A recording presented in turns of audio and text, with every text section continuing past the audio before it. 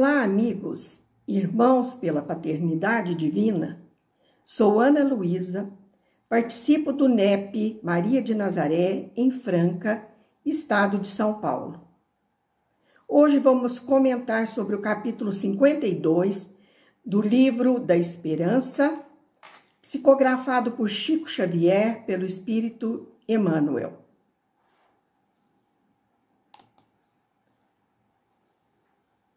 Eis que o semeador saiu a semear. A perfeição está toda, como disse o Cristo, na prática da caridade absoluta. Mas os deveres da caridade alcançam todas as posições sociais, desde o menor até o maior. Capítulo 17, item 10, Evangelho Espiritismo. Auxiliar, amparar, consolar, instruir. Para isso, não aguardes o favor das circunstâncias. Jesus foi claro no ensinamento. O semeador da palavra não esperou chamado algum. Largou simplesmente as conveniências de si mesmo e saiu para ajudar. O mestre não se reporta às leiras adubadas ou talhões escolhidos. Não menciona temperatura ou climas. Não diz se cultivador era proprietário ou rendeiro, se moço no impulso ou amadurecido na experiência, se detinha saúde ou se carregava o ônus da enfermidade. Destaca somente que partiu a semear. Por outro lado, Jesus não informa se o homem do campo recebeu qualquer recomendação acerca de pântanos ou desertos, pedreiras ou espinheirais que devesse evitar. Esclarece que o tarefeiro plantou sempre e que a penúria ou insucesso do serviço foi problema do solo beneficiado e não dos braços que se propunham a enriquecê-lo. Saibamos, assim, esquecê-los para servir. Não importa venhamos a esbarrar com respostas deficientes da gleba do espírito, às vezes desfigurada pela urze da incompreensão e pelo cascalho da ignorância. Ideia e trabalho, tempo e conhecimento, influência e dinheiro são possibilidades valiosas em nossas mãos. Todos podemos espalhá-las por sementes de amor e luz. O essencial, porém, é desfazer o apego excessivo às nossas comodidades, aprendendo a sair. Mas surge a questão: quem é o grande semeador que saiu a semear? O grande semeador pode ser personificado na figura de Jesus. Jesus veio semear a melhor das sementes, a semente da Boa Nova, onde está depositado o germe do amor incondicional. Ele conhecia como ninguém todas as linguagens do amor, com as quais abastecia os corações aflitos, os filhos de Israel. Jesus veio auxiliar, amparar, consolar e instruir a humanidade. Em Caná, auxiliou nas bodas, transformando a água em vinho a pedido de sua mãe, marcando assim o início de seu ministério.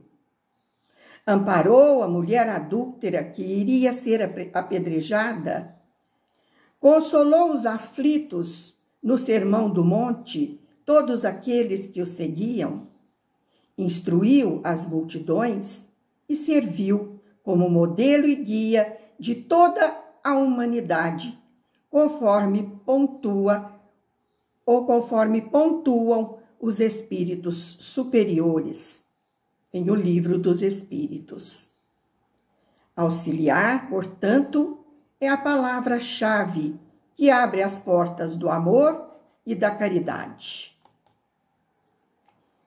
Jesus ainda afirmou que a perfeição está na prática da caridade absoluta e que a perfeição está na virtude. E o que é a virtude? No seu mais alto grau, a virtude é o conjunto de qualidades essenciais que constituem o homem de bem. E isto está no Evangelho segundo o Espiritismo, capítulo 17, Sede perfeitos. Mas indagamos, o que é a caridade absoluta? A caridade absoluta, tanto do ponto de vista material como moral, tem que ser praticada sem nenhum interesse pessoal. Caso contrário, não será nem absoluta e nem virtuosa. E tem mais, é aquela extensiva até aos inimigos. Então, a mais meritória de todas as virtudes consiste no sacrifício do interesse pessoal para o bem do próximo. Pois o indício mais característico das imperfeições é o interesse pessoal. É necessário, portanto, fazer o bem com total desinteresse. Para quê? Para alcançar mais rapidamente a tão almejada felicidade. Quando saímos do casulo do egoísmo em que estamos encapsulados, e o egoísmo é a fonte de todos os vícios, assim como a caridade é a fonte de todas as virtudes, fazemos o bem pelo bem sem esperar recompensa. Isso nos faz felizes. Então, Emmanuel, em sua sabedoria, usa os verbos no infinitivo. E o verbo no infinitivo não tem tempo, não tem modo. Ele nos convida a amparar, consolar e instruir. Nos convida à ação. Verbo no infinitivo significa ação. Ação no bem. Nos convida a servirmos onde estivermos, auxiliando, ou seja, ajudando, amparando, acolhendo, consolando, aliviando as dores do próximo e instruindo, ou seja, ensinando, educando, sempre visando o bem, o belo e o verdadeiro. Não importa a quem vamos amparar, quando vamos consolar, onde vamos ensinar ou instruir. Não importa se o terreno dos corações humanos estão ou não preparados para receber a boa semente, se o clima está propício e se o tempo é suficiente. E por falar em tempo, estamos em tempo de pandemia.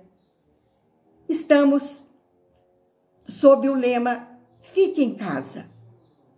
Então, como podemos auxiliar?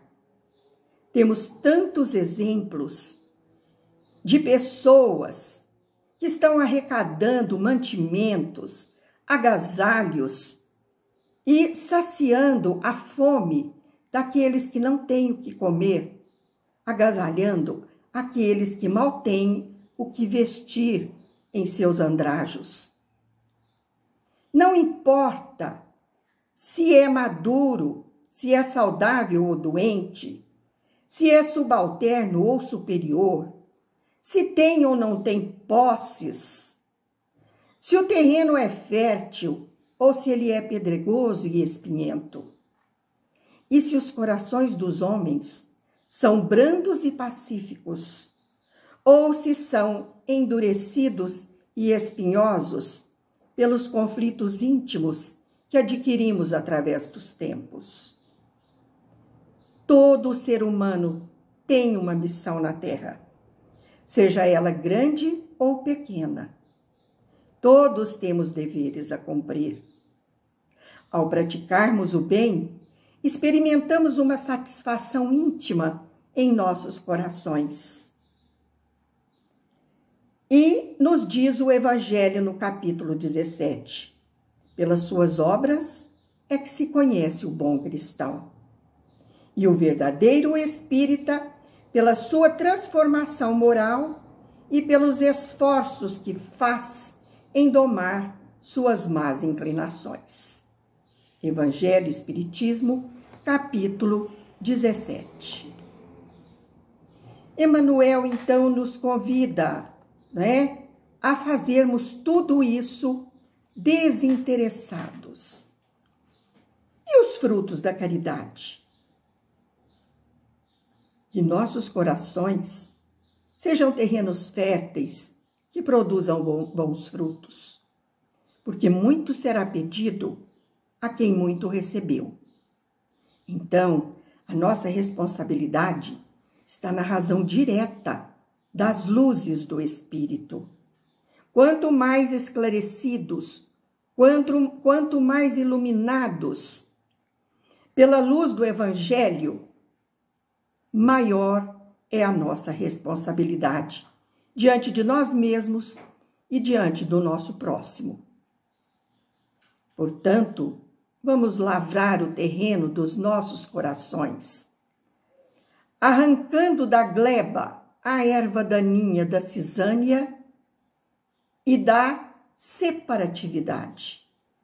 Vamos semear a boa semente, a melhor delas, a que dê o fruto mais saboroso e que, regados com o orvalho do amor, produzirá os frutos da caridade absoluta, ou seja, da caridade material, da caridade moral. A caridade moral consiste em darmos àquele que necessita o que ele precisa se alimentar, se agasalhar. E a caridade moral consiste no perdão das ofensas. E esta é a mais agradável a Deus.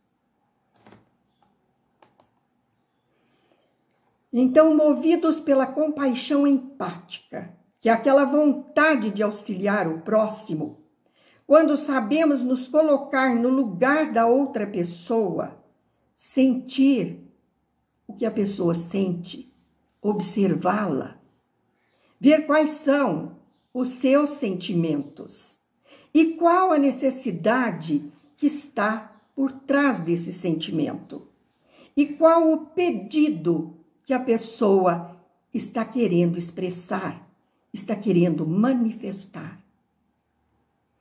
Não importa se a resposta virá com o espinho da ingratidão, pois nos diz Emmanuel que o problema está na pessoa beneficiada e não em quem auxiliou com amor, completamente destituído de interesse pessoal. Portanto, o essencial é sairmos da nossa zona de conforto e ir ao encontro de quem necessita, servindo uma sopa a quem não tem o que comer, doar um agasalho nesse frio, aplicar um passe, mesmo que seja à distância, uma oração feita com sentimento, principalmente nesse tempo de pandemia em que as pessoas estão em pânico e procurando ajuda e reconforto espiritual. Todos nós temos algo que podemos doar. Somos semeadores e colhedores de tudo que realizamos. E cabe nos lembrar o diálogo de Jesus com Pedro.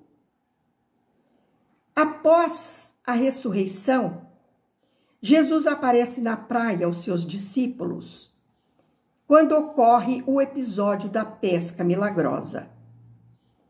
Jesus compartilha com os apóstolos a refeição e pergunta a Pedro por 3 vezes: Simão, filho de Jonas, tu me amas mais que a estes outros? Sim, Senhor, tu sabes que eu te amo. Apacenta os meus cordeiros. Simão, filho de Jonas, tu me amas? Sim, Senhor, sabes que te amo. Pastoreie minhas ovelhas. Simão, filho de Jonas, tu me amas?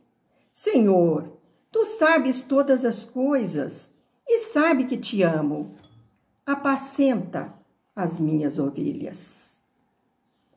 Auxiliar, amparar, consolar, instruir, ação no bem.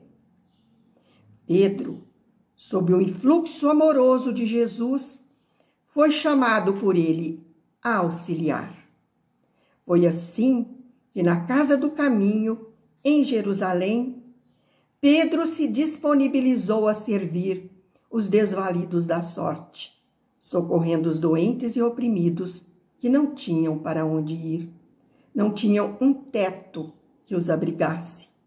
E auxiliado por Estevão, seu filho espiritual, serviu o quanto pôde. Todos nós somos convidados a servir no banquete da vida. Quando resolvemos sair da nossa zona de conforto, como nos convida Emmanuel, praticar a caridade absoluta, como nos convoca Jesus. Assim, fazemos o bem pelo simples prazer de praticar o bem. Seremos então mais serenos, teremos mais paz e seremos mais felizes. Graças a Deus.